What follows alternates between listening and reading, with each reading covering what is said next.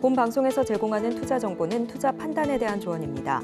방송에서 제공하는 주식의 가치, 가격 상승 및 하락에 대해서는 방송사에서 보장하지 않습니다.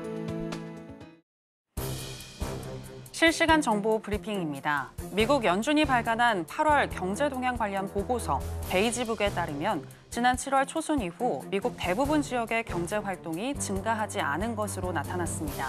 12개 관할 지역 중 3곳에서만 경제 활동이 살짝 성장했으며 경제 활동이 보합이거나 감소한 지역은 종전 5개에서 9개로 늘어났습니다. 또 고용 수준은 전반적으로 안정적이었으나 기업들이 필요한 직책만 채우고 근무 시간과 교대 근무를 줄이거나 자연 감소를 통해 전체 고용 수준을 낮추었다는 일부 보고가 있었다고 설명했습니다. 그간 매파 성향을 보여왔던 라파엘 보스틱 미국 애틀랜타 연은 총재가 금리 인하 시점이 임박했음을 재확인했습니다.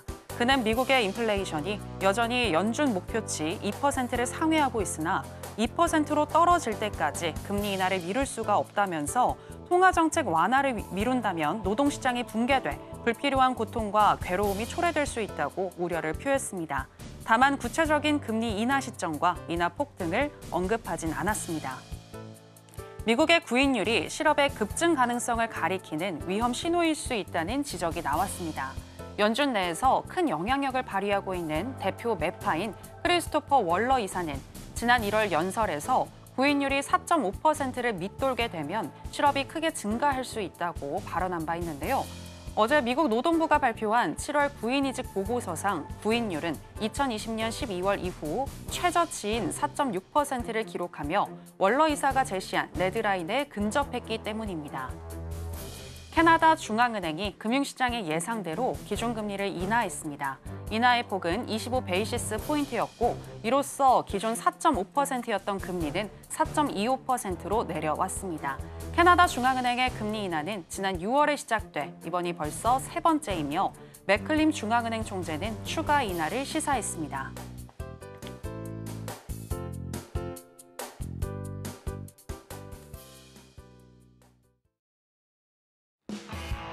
지금은 해선시대, 여러분 안녕하세요. 해외 선물 상황을 가장 빠르게 알려드리는 시간 해선시대 정유현입니다. 어제 미국 시장은 구인 이직 보고서를 통해서 노동시장이 냉각되고 있다는 신호가 포착이 되자 경계감과 함께 주요 3대 지수 혼조세로 마감을 했습니다.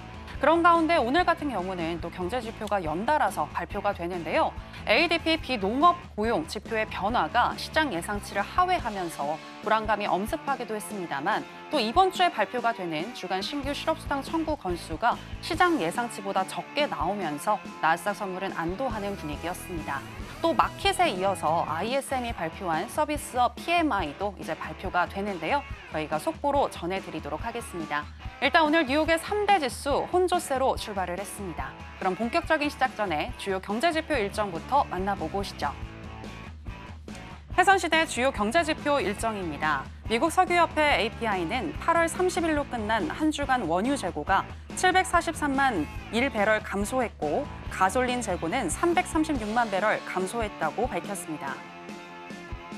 민간 고용정보업체인 ADP가 집계한 미국의 8월 비농업 신규 고용은 9만 9천 명 증가하며 예측치를 크게 하회했습니다. 7월 고용 증가폭은 12만 2천 명에서 11만 1천 명으로 수정됐습니다. 미국 노동부가 매주 발표하는 미국의 신규 실업수당 청구 건수는 22만 7천 건으로 예측치를 소폭 하회했고 연속 실업수당 청구 건수는 186만 8천 건으로 예측치보다는 낮게, 이전치보다는 높게 나왔습니다. 마켓 글로벌이 집계한 미국의 8월 서비스업 구매 관리자 지수는 55.7로 예측치를 상회했습니다. 잠시 후 23시에는 미국 공급관리자협회 ISM이 집계한 8월 서비스업 구매 관리자 지수가 나옵니다.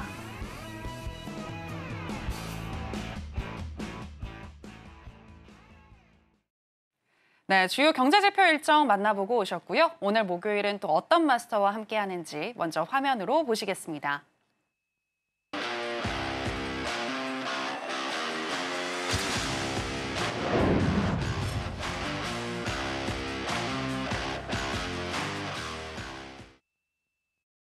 네, 해외 선물계 왕자님, 해왕 마스터 나왔습니다. 마스터님, 안녕하세요.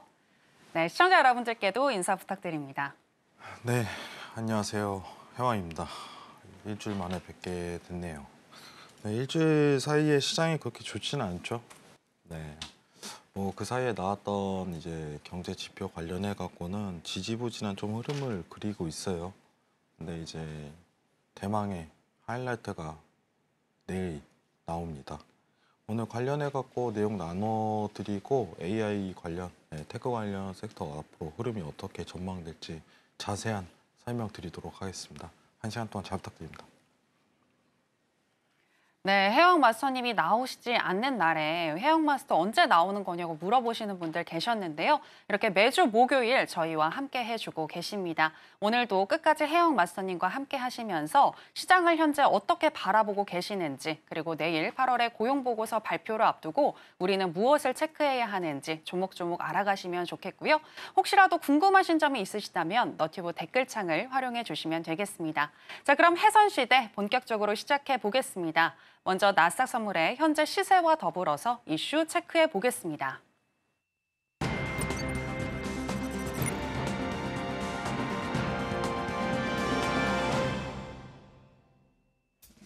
네, 나스닥 선물 차트입니다. 오늘 ADP 비농업 부문의 변화, 또 주간 신규 실업수당 청구 건수, 서비스업 PMI 등 다양한 경제 지표가 많이 나오는 가운데 전반적으로 눈치 보기 장세가 이어지고 있는데요.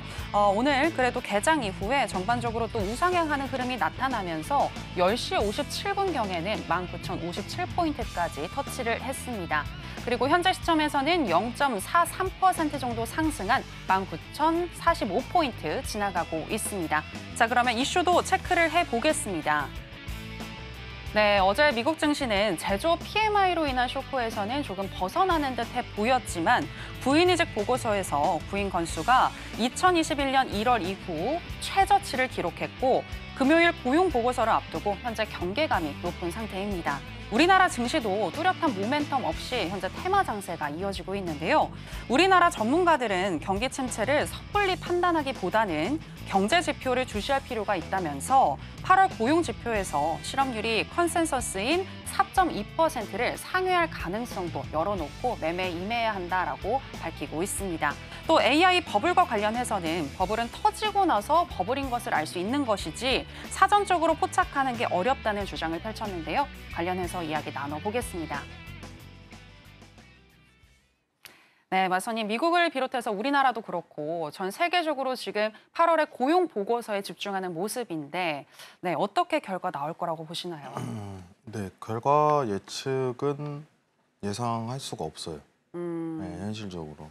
실업률이 더 오를지 뭐 낮아질지 이런 것도 아직은 네. 네, 그 발표 나오고 나서에 대한 대응이라고 제가 얘기를 드렸었거든요. 네, 지난주에. 네. 지금은 이제 앞으로 앞으로 향후 주가가 앞으로 어떻게 움직일 거다라고 해서 뭐 한 3개월치 나눠갖고 3개월 동안 상승할 거야, 4개월 동안 상승할 거야. 뭐 거의 걱정하지 마. 이런 분위기가 이전까지는 있었다면 네. 앞으로는 1개월에 한 번씩 어떻게 변화할지 모르는, 좀 더 빠르면은 간격이 굉장히 좁아지면은 2주에 한 번씩은 어떻게 될지 모르는, 그러니까 수시로 체크해야 되는 상황이에요. 네. 이게 무슨 뜻이냐면은 굉장히 어떤 시장에 대한 상승 리스크가 이제는 발현이 됐다라는 표현을 했거든요. 네. 예측 모멘텀이 상당히 이제 짧아졌어요. 이전 대비해갖고. 왜냐면은 시장 변화가 너무 급변한 모습을 보이면은 이제 지표에 의한 영향이 굉장히 크기 때문에 이 부분에 대해서 대응을 앞으로 어떻게 하냐가 좀 중요할 것 같아요. 뭐 중요한 거는 예상은 크게 안 됩니다. 예상 크게 안 되고 지금 지표가 하나씩 나오고 있는데 뭐 수요일 날 나왔었던 ADP사는 크게 신경 쓰지 마시고요. 네. 선제적으로 먼저 이제 조사하는 건데 크게 하회했다 이렇게 나오는데 실질적인 발표는 내일 있습니다. 다시 한번 말씀드리겠지만 내일이 하이라이트예요. 그러니까 굉장히 단순하게 좀 접근을 하셨으면 좋겠어요. 지표 좋게 나왔다, 상승. 지표 안 좋게 나왔다, 하락. 이렇게 보셔야 됩니다. 실업률은 낮게 나와야겠죠, 당연히. 근데 중요한 거는 이제 고용 지표랑 실업률이 동시에 발표하죠. 내일 21시 30분에 예. 여러분들. 그래서 일전에 이제 연준이 이제 발표한 내용이 있었는데 한번 보고 확인을 해보도록 할게요. 이 베버리지 곡선인데 뭐 사실 그게 중요하지는 않아요. 예. 뭐 여러분들이 제일 궁금하시는 건 내일 상승하냐 떨어지냐 이건데 네. 뭐 예상치보다 고용이 높게 나오면 상승한다, 낮게 나오면 하락한다 이렇게 인식하는 게 제일 편해요. 예, 이렇게 뭐 디테일하게 이제 경제학에 대한 부분을 구분할 필요는 없습니다. 지금 나오는 내용에서는 뭐 베버리지 곡선이 예전 대비해 갖고 이제 차트가 변동이 됐다 이런데 뭐 구익률하고 이제 실업률은 워낙 이제 당연하게 반비례 관계이기 때문에 이런 부분에 대한 표현이 있는데 사실 이런 부분이 지금 이제 리포트라든가 이런 떠도고 있는데 그만큼 집중하고 있다 이렇게만 참고하셔야지 이거를 뭐 분석을 할 수 있는 그 상황은 아닙니다, 여러분들. 예상치 대비예요. 우리가 지금 한 달 전이죠, 불과. 네, 한 달 전. 이제 8월. 급락한 거예요. 네, 네. 딱 실업률에서 급락을 했었죠. 음. 실업률에서. 근데 왜 그러냐면은 이거 이제 경제 위기 아니야? 이제는 이제 시장이 하락할 거야. 이제 경제 위기가 올 거야라는 게 실업률 발표로 어떤 한 위험 요소가 발견이 됐어요. 그래서 샤멜 법칙이라고 제가 얘기를 드렸었죠. 네. 내일 만약에 실업률이 예상치보다 낮게 나온다면은 좀 반전이 좀 들어갈 거예요. 상승으로 전환이 될 거예요. 만약 낮게 나온다고 가정을 하면 아. 무조건 이거는 그러니까 이제 선대응은 의미가 없어요. 발표 뒤 후대응이에요. 발표 뒤. 실업률이 낮게 나온다면 그렇죠. 시장이 올라가고 그쵸. 높게 나온다면 하락할 수 있다. 그렇죠. 당연하게 왜냐하면 이제 샤멜 법칙에서 다시 또 벗어났네. 시장 위기 아니었구나. 우리가 잘못 생각하고 있었네. 이런 부분이 좀 분포가 돼야 돼요. 오르려면. 근데 최근에 있었던 게 이제 뭐 엔비디아 실적 발표했는데 그저 그렇게 흘러갔고 그냥 평범하게 파월 연설 있었는데 뭐 별말 안 했고 뭐 금리 인하 다음 달에 이번 달이죠. 이번 달에 하는데 그냥 소소하게 흘러가고 지금 아직까지 25 베이시스 포인트 뭐 이런 분위기로 나오고 있고 그렇기 때문에 단순히 지금 접근할 거는 이 실업률 지표밖에 없어요. 여러분들 결과치를 갖고 앞으로 대응을 하셔야 돼요. 결과치를 가지고 네. 그 부분만 참고하시면 좋을 것 같아요. 정말 중요합니다. 농담 아니라 지금 국내장 코스피 보시는 분들도 뭐 경험해 보셨을 거 아니에요. 갑작스럽게 이제 미장 하락하니까 다음날 코스피도 이제 하락 출발하고 네, 아직 개파락으로 그냥 시작해 버리잖아요. 그만큼 영향을 받고 있다는 걸 다 아실 거니까 오늘 지표에 의해서 어떻게 보면 내일 코스피 내일 지표에 의해서 월요일 코스피 장이 결정이 되겠죠. 근데 이게 예측이 안 돼요, 여러분들. 예측이. 네. 뭐 지금 예상치 나오는 건데 예상치가 기준이 되고 그 상하 거기서 좀 범주 잡아가고 대응하시는 전략으로 가야 돼요. 네. 단순하게 좀 표현 드릴게요. 네. 모멘텀 짧아졌다. 앞으로 계속 체크해야 돼요. 시장 상승이 이루어지려면 계속적으로 뭐 좋게 나오는 게 증명이 돼야 된다. 수시로 체크하면서 대응해야 돼요. 그 이전에는. 체크하는 거는 경제 지표를 체크하는 거예요. 그렇죠. 무조건 경제 지표예요, 그냥. 왜냐면 어차피 연설 이런 거는요, 뭐 나올 말이 없어요. 예. 지금 연준 친구들이라고 표현할게요. 연준 친구들은 말을 잘못하면 안 돼요, 이 시기에. 예. 그렇기 때문에 굉장히 모던하게 가요. 굉장히 모던하게. 굳이 이렇게 할 필요가 없기 때문에 오히려 지표에 대한 의존성이 굉장히 강한 시장이다라고 평가드리겠습니다. 이상입니다. 네, 일단 내일 발표되는 비농업 부문의 고용 지표와 그다음에 실업률 굉장히 중요할 것 같다라고 보셨고요. 이 부분 잘 확인하셔야 될 것 같고 향후에 어떻게 대응할지는 조금 호흡을 좀 짧게 이전보다 더 짧게 가져가시면서 시장을 수시로 체크하시는 습관을 가지시는 게 좋겠습니다. 그리고 이렇게 마스터님이 얘기를 해주시는 동안 ISM에서 집계한 서비스업 PMI가 발표가 됐는데요. 예측치가 51.3이었는데 예측치보다 상회한 51.5가 나왔습니다. 마키도 그렇고 ISM도 그렇고 지금 서비스업 PMI는 예측치보다 높게 나왔는데 미국은 서비스업 국가인 만큼 이거는 그래도 미국 경제가 견조하다라고 이해를 해도 되는 부분 아닐까요? 근데 지금 완전히 고용하고 실업률만 집중하시는 걸 좀 추천드려요. 간혹 이제 당일 저 서비스업이든 뭐 주택 판매 지수는 계속적으로 발표가 이루어질 거 아니에요. 예. 근데 그 부분보다는 지금 한 달 하이라이트는 그냥 고용 지표예요. 예. 당일 어떻게 보면 수급에 대한 변화는 약간 이루어질 수 있겠지만은 2, 3주에 대한 어떤 추세를 만들 건 지금 고용하고 실업률밖에 없어요. 완전 핵심입니다. 완전히. 예. 지금 반전을 좀 이룰지 아닐지 결과치 보고 가는 거예요. 예. 제가 예전 같았으면 이제 고용하고 실업률을 보지 말라고 하는 시즌이 있어요. 네. 무슨 의미가 없으니까. 고용이 좋게 나오든 실업률이 뭐 좋게 나오든 어떤 식으로 왜냐하면 시장의 유동성이 들어가고 그 어떤 정책에 대한 구조가 끌어가면은 근데 지금은 굉장히 어떠면 이 전반적으로 증시 시장이 심리 싸움이에요. 한 명이 이제 지표 안 좋게 나면 야 던지자라는 게 지배돼 버리는 지표 하나로 의해서 굉장히 민감합니다. 완전히. 거의 지금 외신에서는 지금 도박 지표라고 얘기를 해요. 거의 표현을 도박 지표라고. 지금 외신을 계속 보고 있거든요. 근데 도박 지표라는 표현이 과감하게 나오잖아요. 네. 상황이. 어쩌면 지표에 의해 대한 의존성이 너무 강하다 이거예요. 그렇기 때문에 내일 것만 보세요. 내일 것만. 네. 다 기다리고 있어요. 지금 차트도 오늘 계속 기다릴 거예요. 내일 네. 지표 나올 때까지. 이상입니다. 예, 알겠습니다. 네, 현재 시점에서는 PMI보다는 실업률과 관련한 이 고용 지표가 정말 중요하겠다라고 다시 한번 강조를 해주셨고요. 자, 그렇다면은 오늘 같은 경우는 전략도 어떻게 가지고 가야 할지 알아보도록 하겠습니다. 자, 팻말 준비해 주시고요. 하나, 둘, 셋, 빠밤! 관망 사인 주셨습니다. 현재 나스닥 같은 경우 0.72% 정도 상승 중인데 왜 관망일까요?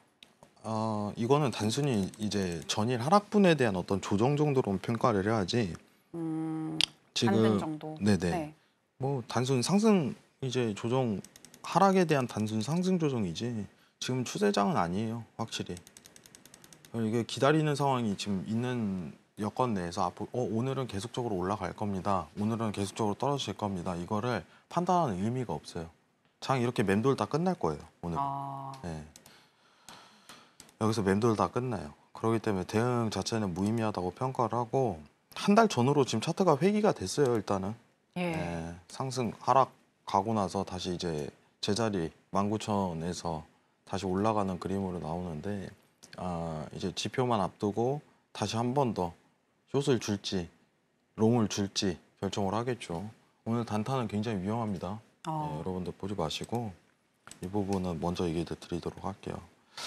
그리고 지금 여러분들이 해야 될 어떤 투자에 대한 관점 자체가 지금 제가 지난주에 좀 충격적인 얘기를 많이 했어요. 시청자들 들리시는데 당분간인데 좀 길게 늘어질 수 있습니다. 예, 현금 이번 달에 현금에 대한 현금성 전환을 하셔라. 예. 왜 그러냐면은 이거는 정말 어려워요. 여러분 정말 어렵습니다. 예. 앞으로 9월에 떨어질 거야, 10월에 떨어질 거야, 11월에 떨어질 거야. 이 내용을 다룬다는 것 자체가 저한테는 무의미해요. 여러분들. 자, 내가 만약 투자를 하고 싶다라고 했을 때는 제가 추천드리는 어떤 상품이라든가 그런 부분이 있는데 변동성 지표에 좀 투자하라고 제가 좀 얘기를 먼저 드렸어요. 네. 노란 톡방에서는 우리가 일확천금을 꿈꾸기 때문에 막 옵션을 한 듯, 뭐 이제 내려가는 주식에 대한 선물을 하든 이런 형태가 나올 수 있는데 지금 수익을 일단 1번만 좀 정리를 할게요. 신규 진입은 절대 안 됩니다. 앞으로 좀 참아야 돼요. 만약에 내가 수익을 이 상승장에서 못 거뒀다, 23년도, 24년도에 상승에 대한 수익을 못 거뒀다라고 하면은 가만히 있으세요. 가만히. 근데 나는 수익 구조를 좀 얻었어라고 했으면 지금 내가 미국 주식으로 수익을 얻었으면 환율이 그렇게 좋지는 않죠. 상황이 환전하기엔. 그렇기 때문에 미국 관련해서 변동성 지표를 조금 체크를 해봐야 되고 만약에 나는 국내 주식으로 좀 수익을 냈어라고 가정을 한다면은 미국 해도 괜찮아요. 왜냐하면 원화를 이제 달러로 전환해갖고 미국성 변동성 지표에도 해도 괜찮고 아니면은 국내 ETN 변동성 지표에 좀 투자를 하셔도 상관은 없어요. 그 부분 관련해 갖고는 제가 주말에 강연회를 하기 때문에 디테일하게 거기서 나눌 거고 제가 사실 이번 주에 조금 체크를 했던 부분에 대해 설명을 드리도록 할게요. 네, 오늘 좀 충격적인 말일 수도 있는데 잠깐 화면 좀 내리도록 하겠습니다. 네. 충격적인 내용이요. 네. 뭘까요? 자, 일단은 이 차트를 한번 보도록 할게요. 자, 지금 로그 차트입니다, 여러분들. 로그 차트는 뭐냐면은 상승률을 차트화 시킨 거예요. 상승률을. 이거 월 차트예요. 여기 보시면은 2013년도부터라고 써 있죠. 15년도. 근데 제가 세 구간으로 나눴어요. 그럼 로그 차트는 언제 쓰냐면은 강한 추세가 있을 때 사용하는 차트인데 엔비디아가 딱 로그 차트로 대변 시 딱 10배씩 올라요. 세 번에 나눠서 10배, 10배, 10배. 그럼 지금 상황이 무슨 뜻이냐? 엔비디아 끝날 수도 있다. 가능성이 굉장히 높습니다. 예. 자세한 거는 로고 차트 관련해 갖고는 뭐 검색하시면 나와요. 예. 뭐 포털 사이트에 검색하시면 나옵니다. 그러면 로고를 넣어 갖고 수학적 공식에 의해서 전환을 시키는 거예요. 상승률로 차트화 시켰다 이렇게 생각을 하시는 게 편합니다. 상승률로. 500원에서 1000원이 된다면은 100% 상승이죠, 여러분들. 1000원에서 1500원 되면 얼마예요? 50%죠. 네, 그러니까 표현법이 다른 거예요. 단순히 이제 절대적인 가격 지표에 의해서 우리가 평소에 보는 차트랑 좀 다른데 중요한 건 상승률이 한 번 왔을 때 10배씩 올랐던 차트인데 지금도 10배 올라와 있다. 마지막 상승이. 그러면은 로고 차트로 대변했을 시 엔비디아는 마무리 단계일 수도 있겠구나 라고 판단을 들어갈 수도 있겠죠. 이번 파동에서는. 네. 네. 그러니까 이제 만약에 여기서 미 증시 오른다면은 올라도 이제는 이제 제한적인 상승이 들어갈 가능성도 있는 거예요.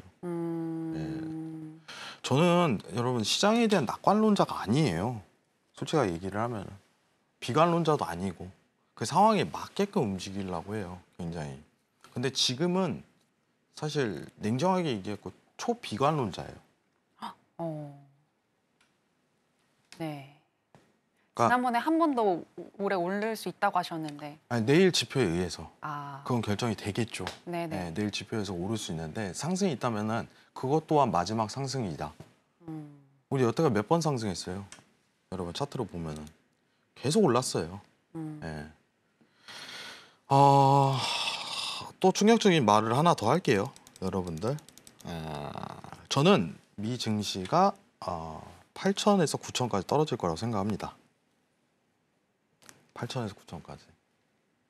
나스닥 선물이요? 네, 나스닥 선물 뭐 나스닥 미 증시 그럼 지금 비율 대비하면은 고점 대비 평가에서는 반토막 더 이상이 나야겠죠. 한 60%는 하락해야 된다고 봐요. 그게 올 것 같아요, 저는. 근데 그 타이밍에 대한 부분을 정확한 측정을 하기는 힘듭니다. 그건 현실이에요. 예. 이해하시겠죠? 이게 언제 올 거야. 근데 그거 관련해 갖고 왜 그런지 그 부분에 대해서 주말에 설명을 드리고요. 지금 9월에는 제가 먼저 말씀드리겠지만 그냥 현금화 시키세요. 당일 매매하시는 분들에게는 좀 포함이 되진 않습니다. 뭐 코스피 단타 치시는 분, 당일 뭐 이제 종가 베팅 이런 거 하시는 분들에게는 포함되진 않지만은 뭐 이제 증시 관련해 갖고 뭐 최소한 스윙 이상 포함이에요. 네, 일주일 이상 뭐 주식을 보유하는 그런 트레이딩은 저는 굉장히 좋지 않은 여건이라고 설명을 드리도록 할게요. 네. 하고 싶어 해야 될 얘기는 저는 해야 된다고 봐요. 뭐 어차피 그쵸. 제가 왜냐면 네. 사실 이제 경제 TV에서 이제 하락에 대한 발언을 했을 때는 반응이 그렇게 좋지는 않아요. 네. 안 좋은 소리도 들리고. 근데 뭐 해왔어요 여태까지 그렇게. 예, 긴축할 때도 이거 긴축 들어가니까 여러분 하지 마세요. 긴축이 굉장히 셉니다. 타이밍이. 하고서 1년 동안 하락을 했어도 저는 얘기를 했습니다. 지금 똑같아요, 여러분들. 예. 오히려 나는 좀 손실이 나 있는 상태인데 예, 괜찮아요.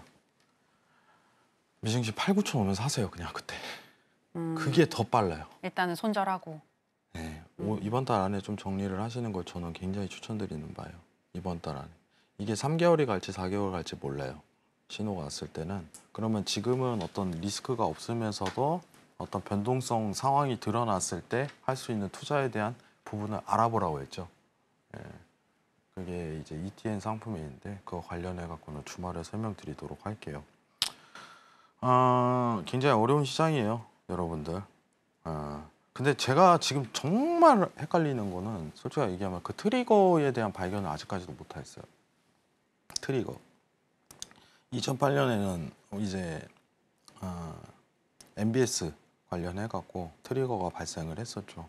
네. 뭐 거대한 이제 조직적인 대출 구조화가 이루어졌던 은행에 대한 어떤 파산이 연쇄 파산으로 이어지면서 대응을 했었죠. 근데 이 트리거에 대한 여부 자체는 지금 발견되지 않아요. 만약에 이제 저는 그 생각도 해요. 최근에 이제 우리나라가 이커머스 관련해 갖고 문제가 많잖아요. 이커머스. 만약에 미국이었으면은 우리가 미국이었으면 이커머스 때문에 시장 위기가 발생을 했겠다 이 생각은 하는데 미국 관련해 갖고는 지금 어떤 트리거가 있는지는 좀 예측이 하기가 힘든 것 같아요. 개인적으로. 예. 그러면은 이제 사실 이제 국채도 문제가 굉장히 될 거예요. 그리고 앞으로 연준이 어떠한 정책을 이제 준비를 할지에 대한 어떤 시나리오도 지금 상황에선 예상이 안 갑니다.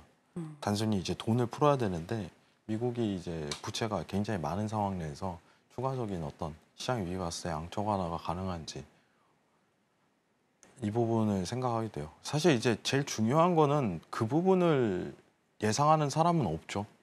그렇죠.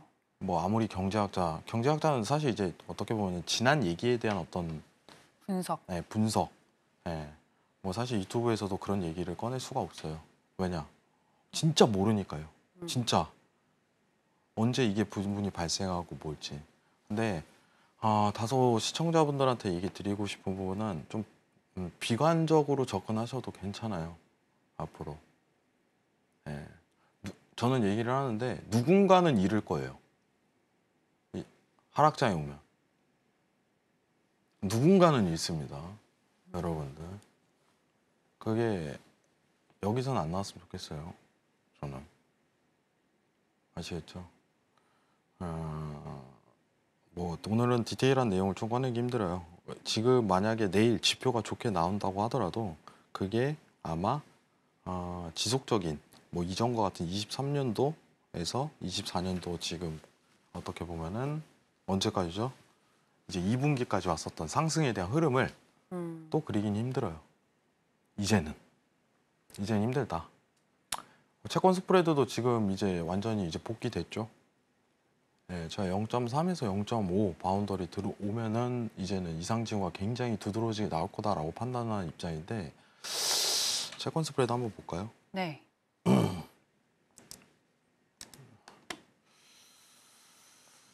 저희가 지금 채권 스프레드요. 채권 확인을 스프레드. 해주고 계신데요. 잠시만요. 네.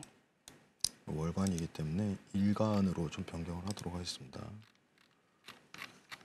잠시만요. 기존에는 채권 스프레드가 0.3에서 0.5 정도 들어오면은 유심히 살펴봐야 한다.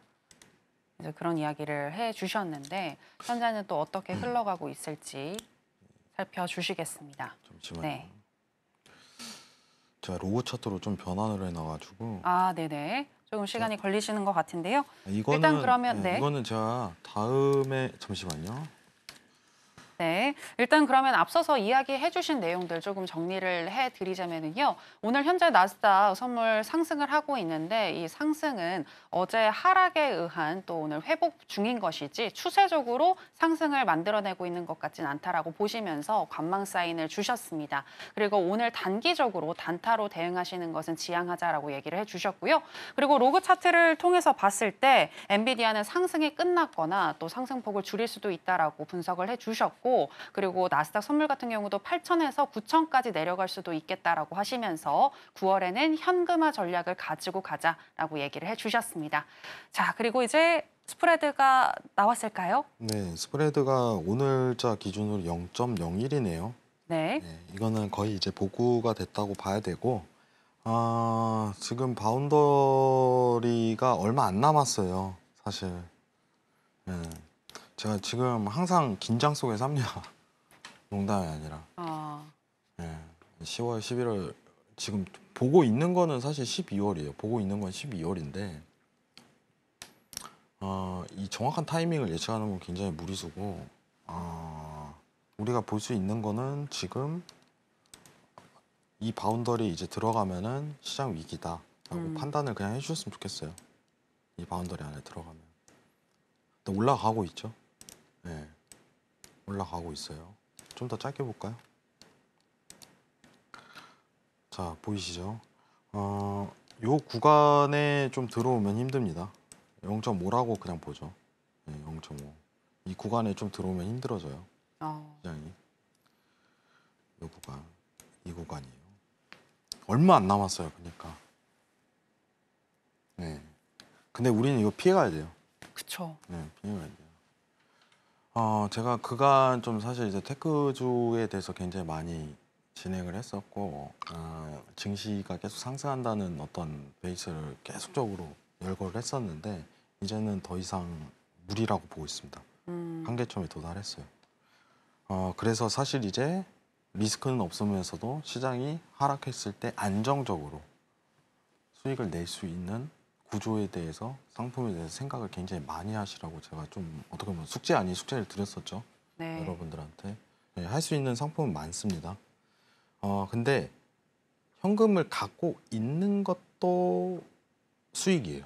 우리는 항상 생각을 해야 되는 게 상대성으로 생각을 해야 돼요. 그쵸. 잃는 것보단 낫죠. 그렇죠. 네. 그러니까 시장이 하락하고 있을 때는 전체적인 시장 분위기가 다 돈을 감소하고 있는 상황이 연출이 되거든요. 네. 다 잃고 있다는 거예요. 나 빼고. 근데 내가 현금을 갖고 있다라고 가정을 한다면 지금 이론은 어쨌든 간에 물가에 대한 상승은 계속적으로 어떻게 보면 고물가 상황이잖아요. 고물가 상황이기 때문에 현금을 갖고 있는 건 손해지만은 시장 하락이 오면은 그게 윈이에요. 왜 그러냐면 준비가 돼 있잖아요. 준비가. 제가 느끼는 게 와 진짜 세상 망했다라는 느낌이 딱 나와야 돼요. 그럼 그때 투자 다시 해야 돼요. 진짜 이거 세상 내일이라도 없어져도 이상하지 않다라는 느낌이 한 번 올 거예요. 다 곡소리 내고 지금도 곡소리 내는데 그 몇 배 곱절이나 되는 곡소리가 나오면요. 그때 아마 투자 시기가 다시 올 거예요. 근데 그때 수익을 분명히 또 내는 사람이 있겠죠. 예, 그건 현금을 쥐고 있는 사람입니다. 예, 그래서 지금은 어떻게 보면 남은 2, 3개월이 마지막 현금화 기회인데 지금 진행하시는 게 전 좋다고 생각을 해요. 예. 이 부분만 참고하시기 바랍니다. 이상입니다. 네, 장단기 금리 차가 0.5 도달 시에 시장 충격이 예상된다라고 하셨으니까요. 장단기 금리 차도 계속해서 확인을 해보시면 좋을 것 같고요. 9월에는 현금화하자라고 여러 번 강조를 해주고 계십니다. 이 부분도 기억을 해보시면 좋겠네요. 자, 그럼 계속해서 또 이제 일본 엔화 관련한 이야기도 나눠보도록 하겠습니다. 자, 이슈를 좀 살펴보면은요. 일본은행의 하지메 다카다 이사는 물가 상승률이 BOJ의 전망치에 부합을 한다면 추가 금리 인상을 검토할 방침을 시사했습니다. 다카다 이사의 이 같은 발언은 2년 넘게 매월 하락세를 보였던 일본 노동자들의 실질 임금이 2개월 연속 증가세를 기록했다는 소식이 전해진 후에 나온 것이어서 BOJ의 금리 인상 가능성이 한층 더 높아졌는데요. 다만 8월 초 주가 변동성의 여파로 현재 금융시장이 불안하기 때문에 금리 인상을 서두를 필요는 없고 당분간 예의주시해야 한다라는 의견도 밝혔습니다. 관련해서 이야기 나눠보겠습니다. 네, 어제 우에다 총재도 금리 인상 필요하면 하겠다라는 이야기를 했는데 추가적인 금리 인상 할 것 같은 느낌이 듭니다. 왓슨이 어떻게 보시나요? 네, 시장이 좀 반응을 하죠, 다시 또. 네, 엔화 선물 차트 보면은 상승하는 그림을 좀 다소 그리고 있는데, 네. 근데 이 얘기를 좀 드리고 싶어요. 이게 말에 대한 어떤 변동이 가능한 국가라면은 저는 신뢰성을 좀 잃는다고 생각을 해요. BOJ가 좀 그 케이스에 해당이 되거든요. 이랬다 저랬다 많이 한다고 그때 그러셨잖아요. 너무 많이 해요. 네. 네, 그러다 이거 아닌 것 같아 미안해. 그만 이 발언 처리할게 하고 끝이에요 그냥. 네. 지금 뭐 또 엔캐리 관련해서 또 얘기가 나올 수도 있는 부분이기 때문에 이 외신에 대해서 좀 집중을 해야 되는데 엔화 관련해서 직접 투자는 좀 무리라고 보고 있어요. 엔화 관련해 갖고는 굉장히 무리수입니다. 그렇기 때문에 이 부분은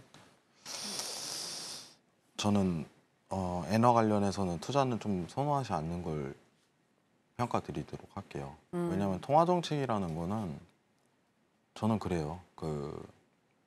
지금 한국은행 같은 경우는 굉장히 무겁거든요.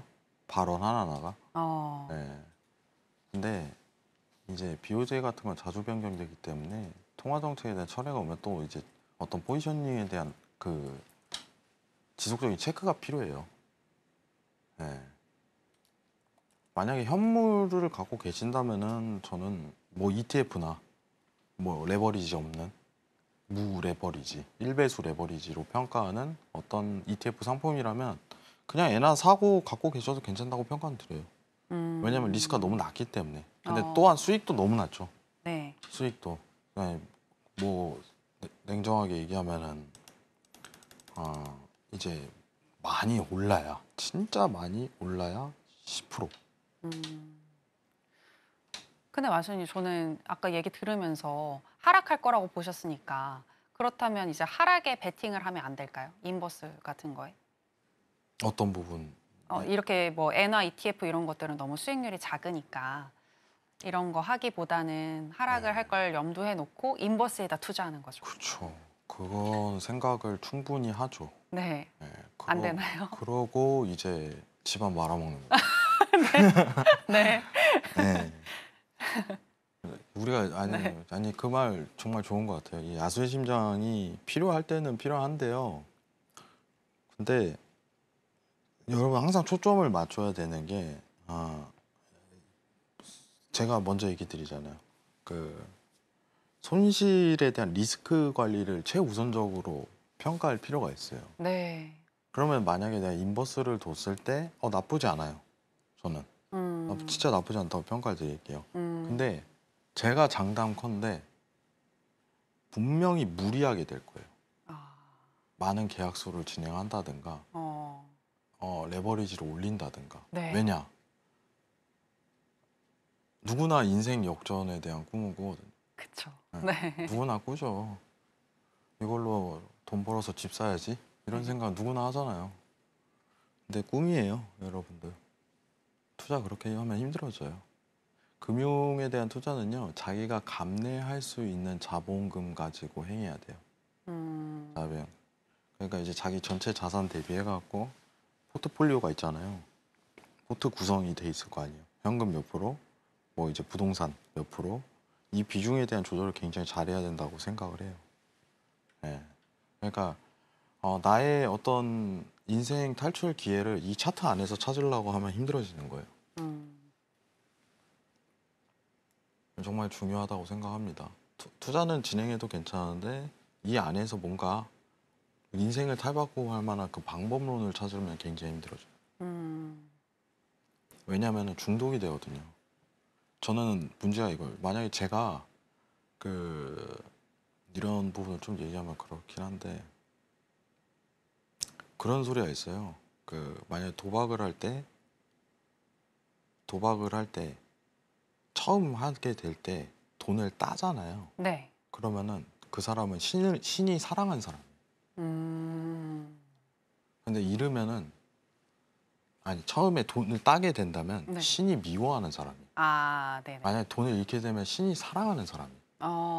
그 자리에 가버려요. 돈 잃으면. 괜히 했네. 돈 따면 나는 여기 인생을 찾았다. 내 방법을. 그러니까 근데 도박은 왜 위험하면 초하이 레버리잖아요. 100% 네. 100%. 이 비중을 두고서 진행을 하잖아요. 근데 투자는 어떤 분석에 대한 요건 자체가 굉장히 많단 말이에요. 네.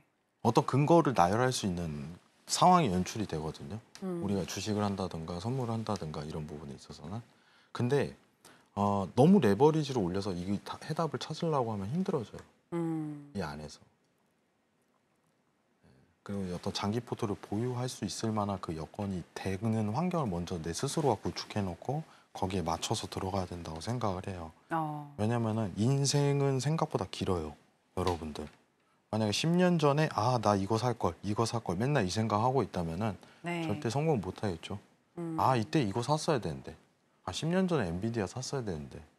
여러분 엔비디아 10년 전에 이렇게 오를지 아무도 몰랐어요. 네. 굉장히 누가 알아요. 그 매크로 환경과 어떤 이 시장에 대한 그 어떤 엔비디아가 구조적인 변화가 일어나서 그런 거지 내부에서. 근데 그런 거를 빨리 캐치하고 이런 부분에 금융 이제 비중을 많이 실어야겠다라고 판단하는 사람이 앞으로도 살아나갈 수 있어요. 앞으로도. 예. 그래서 그런 부분에 대해서 아쉬워하지 마시고 또 와요. 또 와요. 뭐 이제 증시 관련해서 8, 9천 떨어진다고 얘기를 했는데 떨어지면 또 기회가 오겠죠. 예. 또 파생된 어떤 좋은 종목들이 계속적으로 쏟아질 거예요. 근데 유동성이 하락하는 시기에는 어떤 종목도 제가 봤을 때 못 버팁니다. 아예 계속적으로 이제 매도가 시장이 떨어지기 때문에 피해야 돼 그런 거. 좀 증시 관련해서 좀 추가적으로 얘기를 드리자면은 제가 주말에 이 얘기를 할 거예요. 여러분들 내가 만약에 시작을 한다라고 했을 때 이런 시기에 투자를 할 줄 알아야 돼요. 한 번은 쉬어가야겠죠, 당연히. 한 번은 쉬자. 근데 이런 시기에 투자할 줄 알아야 돼요. 이 왼쪽과 같은 빨간 바 있죠. 이것만 알고 있어도 거의 성공해요, 솔직하게. 네. 그러면은 지금 시장에 대한 매크로 환경이 어떻게 되냐라고 판단을 해야 돼요. 매크로 환경이 그럼 내가 지금 주식을 투자할 수 있는 좋은 환경인 조건이 부여가 되냐 안 되냐에 대한 여부가 여러분들의 수익률을 굉장히 좌지우지할 거예요. 앞으로. 네. 깊게 고민을 해보세요. 그럼 지금 상황에서는 다시 이러한 연출이 나올 수 있겠다라고 판단이 되면은 뭐 발 빼는 게 낫겠죠, 당연히. 그죠? 발 빼는 게. 네, 근데 그래서 계속 이제 매크로 환경에 대해 생각을 하고 이제 앞으로 산업적인 어떤 산업성이 굉장히 확장되는 그런 섹터에 대한 부분을 계속 캐치해갖고 받아들여야 돼요. 그게 습관이 돼야 돼요. 그러면 좋은 투자자로 남을 수 있을 거라고 생각을 해요. 여기 계신 분들도. 근데 나 이거 잘 몰라. 이런 거 좀 기피할래. 지금 뭐가 환율이 어떻다는데 이거 좋지 않은 거. 이런 식으로 계속 남아있으면요. 의미가 없어요. 투자라는 의미가. 그런 부분에 대해서 체계적으로 좀 주말에 정리를 할 겁니다. 여러분들. 이 점 참고 부탁드립니다. 이상입니다. 네, 크게 버는 것보다 내 자산을 지키는 것도 전략이 될 수 있다는 거 기억하시길 바라면서 엔화에 적극적으로 너무 지금 공격적으로 투자하는 것은 지양하자라고 또 얘기를 해주셨습니다. 이렇게 엔화 이슈도 짧게 살펴봤고요. 자, 이제 또 계속해서 크루드 오일 현재 시세와 더불어서 이슈 체크해 보겠습니다. 네, 크루드 오일 선물 차트입니다. 3거래일 연속 하락하는 모습을 보여줬는데요. 오늘은 4거래일 만에 반등이 나와주고 있습니다. 특히 아까 ISM이 집계한 PMI가 시장 예상치를 상회하면서 11시에는 70.58달러 선까지 오르기도 했고요. 현재는 횡보하는 흐름 나타나고 있습니다. 현재 1.45% 정도 상승한 70.20달러 선 지나가고 있습니다. 자, 그럼 관련한 이슈도 체크해 보겠습니다. 네, 오늘 이슈 같은 경우는요. 오펙 플러스가 당초 10월부터 실시할 예정이었던 하루 18만 배럴의 증산을 연기하는 방안을 논의한다는 보도가 잇따라 나오고 있습니다. 최근 국제 유가가 예상 밖으로 크게 하락을 하자 증산을 재고하기로 했다라는 것인데요. 하지만 일각에서는 오펙 플러스가 증산을 연기한다고 하더라도 현재 미국에서 고용 지표나 제조업 지표 등을 통해 확인할 수 있는 경기 침체 우려로 인해서 크게 오일 가격이 다시 회복하지는 못할 것 같다라는 의견도 나오고 있습니다. 자, 그럼 관련해서 또 이야기 나눠보겠습니다. 마서님, 네, 70달러 선까지 깼다가 그래도 오늘은 70달러 위로는 지금 다시 올라왔는데 향후에 어떻게 흘러갈까요? 네, 저는 단순히 그 박스피라고 생각을 하는데 지금 이 차트를 한번 보도록 할게요. 네. 시장이 지금 증산을 연기를 했다면 뭐 이제 하락을 해야 이게 왜냐하면 증산을 한다라고 했을 때는 가격 하락에 대한 용기인데 지금 너무 어렵게 오펙을 갖고 해석을 안 하는 걸 추천드려요. 저는 어제 있었던 자리가 좀 최하점에 굉장히 가깝다고 평가를 해요. 네. 이번 달 네. 기준으로 기준으로 봤을 때. 그렇기 때문에 오히려 상승분에 대해서 이제 매수분에 대해서 집중을 좀 할 시기라고 평가를 하고 있습니다. 예. 75달러, 77달러까지는 충분한 상승 여력이 있는 차트예요. 있는 차트. 그러면 대응을 어떻게 하냐면 얘기를 드릴게요. 자, 지금 보시는 차트는 60분봉 차트입니다, 여러분들. 최근 상승에 대한 두 분류로 나뉘죠. 박스피가 나오는 상황이기 때문에 나는 지금 상황에선 밑에 저점이다라고 평가를 하고 이것만 보시면 돼요, 이것만. 그리고 유가에 대한 대응은 이때만 딱 한 번 하세요. 이때만. 아시겠죠? 같은 패턴으로 나올 겁니다, 조만간. 이때만 딱 한 번 하고 마무리 지어야 돼요. 마무리. 그때가 언젠지는 짚어주시나요?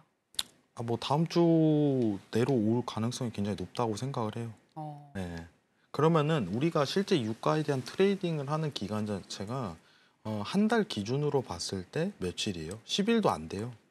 10일도 따지면 채 10일이 안 돼요. 이때는 좀 스윙으로 가셔도 전 나쁘지 않다고 생각해요. 스윙 이상으로 포지셔닝을 좀 구축하여도 괜찮다, 이런 평가를 먼저 드리도록 하고, 그러면은 한 달 기간 내에 10일도 안 되는 거에 이제 유가를 트레이딩하는 건 나쁘지 않은 전략입니다. 같은 이치라고 좀 생각하시고, 기준선하고 전환선 이제 상방 모멘텀 포착되죠. 그때부터 대응하세요.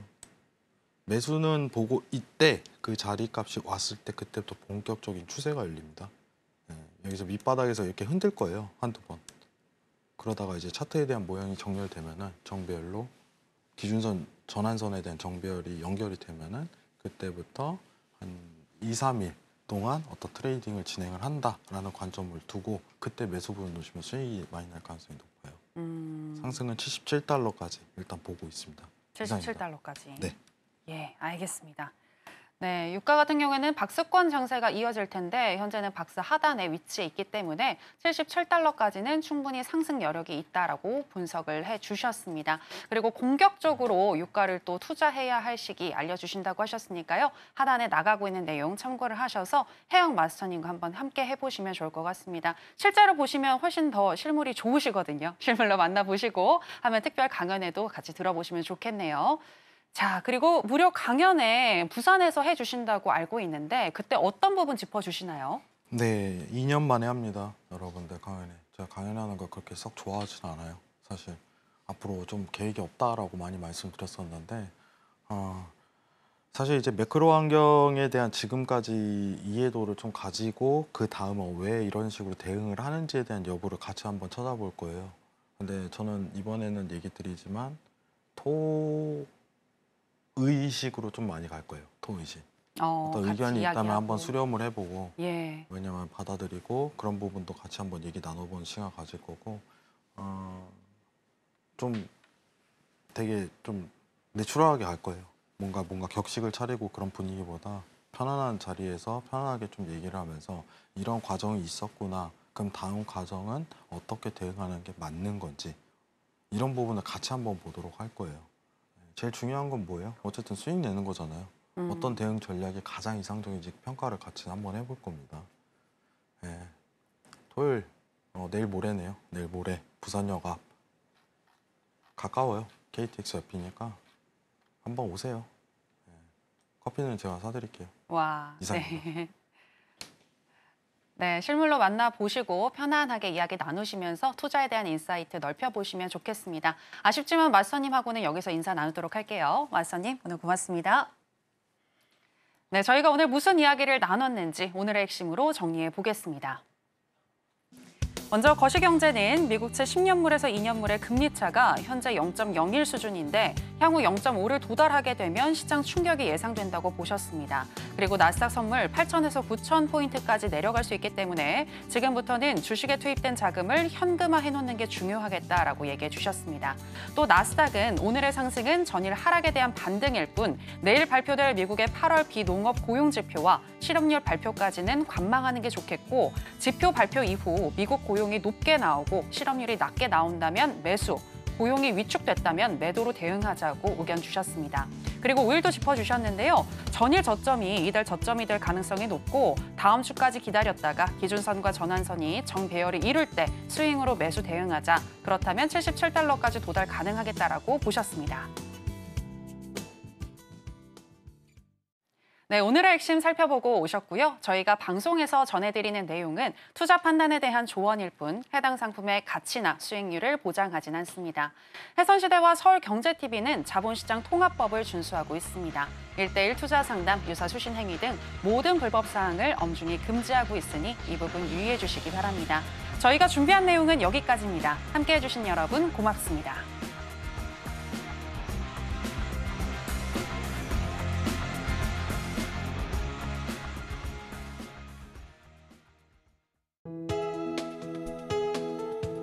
본 방송에서 제공하는 투자 정보는 투자 판단에 대한 조언입니다.